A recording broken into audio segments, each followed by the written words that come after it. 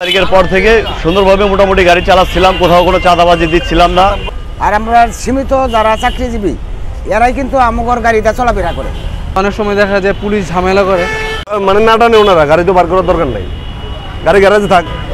সেটা তোর কথা না, আমরা তো গাড়ি চালানোর জন্য আসছি। তাহলে আপনারা ভাড়া মারতেছেন না কেন? এখন আমরা ভাড়া মারতেছি না কেন? না না হ্যাঁ বলুক, না আমি উল্টা বলতেছি না, উল্টা বলতেছি না। আগে তো আমাদের তো পেটে কি দাম, আমরা গাড়ি চালাবো 1 মাসের জন্য গাড়ি ভাড়া আনতে লাগে 20,000 টাকা। হ্যাঁ, আর আটকা রাখে 1 মাস। আপনারা কোন রুটে চালাচ্ছেন? তাহলে আমরা এই রোডেই চালাই গাড়ি, কিন্তু এখন আমরা যদি গাড়িটা নিয়ে যাই আমাদের গাড়িটা ধরবে, গাড়িটা আমাদের ডাম্পিং করবে, 1 মাস লাগবে। যার কারণে আমরা বন্ধ রাখছি ভাই, যার কারণে আমরা বন্ধ রাখছি গাড়িটা।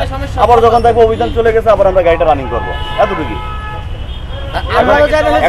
আমরা তো চাই আপনাদের নিয়ে যাওয়ার জন্য। এই যে টানতেছে বাইরের গাড়ি বা আমাদের লাইনের গাড়ি যাচ্ছে, হয়তো হাতি জেলে শেষ মাথায় ওই পুরোপুরি যাইতে পারতেছে না। দেখেন এই যে অভিযোগ দেখতে পাচ্ছি না ভাই, ওই সেই আগেই বলছে যে গ্যারেজে রাখতে ভাই। পারবে গাড়ি।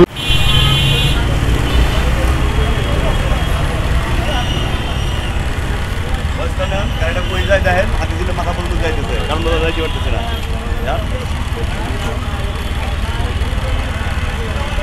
তারিখের পর থেকে সুন্দরভাবে মোটামুটি গাড়ি চালাচ্ছিলাম, কোথাও কোনো চাঁদাবাজি দিচ্ছিলাম না।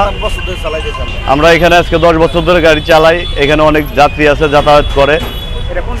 এটা হচ্ছে রামপুরা, আপনার দাসপাড়া ওলন মন্দিরের সামনে আর কি।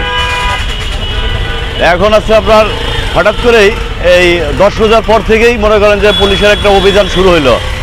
তা আমরা মনে হচ্ছি যে আপনার রাস্তায় যানজট থাকার কারণে হয়তো পুলিশে অভিযান চালাচ্ছে, কিন্তু এখন মানে এমন একটা পরিবেশ হয়েছে, মানে প্রতিদিনই আপনার অভিযান দিচ্ছে আর কি, মানে আমাদের উপরেই তাদের একটা নিষেধাজ্ঞা এরকম কিছু আর কি।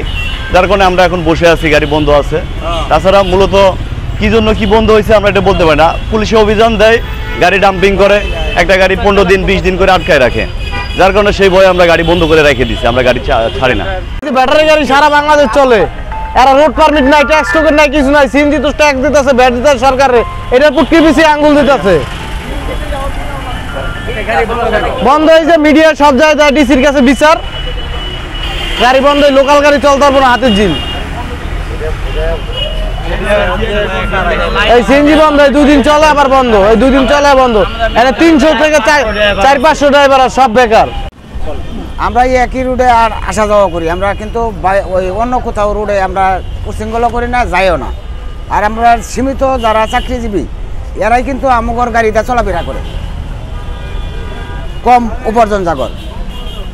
এই জন্যই আমরা সুবিধার্থে মনে করেন যে যাত্রীরাও আরাম পায়, আমরাও 200 টাকা পয়সা কামাই করা পাই। এই অভিযানের কারণে অনেক আমগর বেড়াও বাদ নাই, হিসাবটা যে জায়গায়।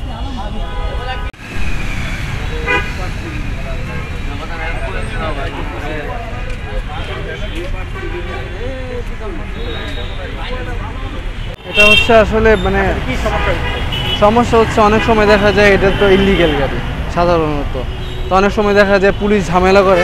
যখন পুলিশ ঝামেলা করে তখনই হয়তো সিএনজি পাওয়া যায় না, অথবা সিএনজি কিছু কিছু যেসব গাড়িগুলো আর কি লিগেল তারা আবার অনেক সময় নিয়ে যায়, কিন্তু তারা অনেক সময় বাড়তি ভাড়া চায়, এই কারণে আমাদের যাতায়াতে খুবই সমস্যা হয়। আবার অনেক সময় যে পুলিশ আবার ঝামেলা শেষ হয়ে গেলে আবার ঠিক, কিন্তু ইদানিং এই জিনিসটা বেশি হইতেছে যে সিএনজি সমস্যাগুলো, আবার গাড়িও থাকে একটা, ইদানিং গাড়িও নেই, যেগুলো আমার সম্ভবত ইলিগেল গাড়ি। এই কারণে হয়তো পুলিশের কেস অনেক সময় ঝামেলা হয়, তো যার কারণে এই সমস্যাগুলো আমাদের সৃষ্টি হয়, তো যাতায়াতে অনেক সমস্যা হয়। চালানোর কারণটা কি? এখন অভিযানটা চালানোর গাড়ি আমরা সব লোকাল সার্ভিস টানি, আমাদের তো আর ওই রিজার্ভ যায় না, আমরা এখানে শেয়ারিটে গাড়ি যায় আর কি। 5 জন যাত্রী 30 টাকা করে ভাড়া নেই, এখান থেকে আপনার কারণ বাজার পেট্রো বাংলার সামনে নামাই দেয়। এখানে চক্রাকার বাস আছে, ওরা 25 টাকা করে হাতে জিলে ভিতরে নামাই দেয়, কিন্তু যাত্রী আমাদের গাড়ি থেকে তাদের একটা সুবিধা আছে, তারা 30 টাকা অনেক দূরে যাইতে পারে, যার কারণে আমাদেরকে তারা ব্যবহার করে। কিন্তু এখানে আমরা পুলিশের কারণে আমরা গাড়িগুলো চালাইতে পারি না। তারপর বিভিন্ন প্রকার আরও সমস্যা আছে, আপনার রাজনৈতিক দল আছে, তারা বিভিন্ন প্রকারের চাঁদা মাদা চায়, এই কারণে আমরা গাড়ি চালাইতে পারি না।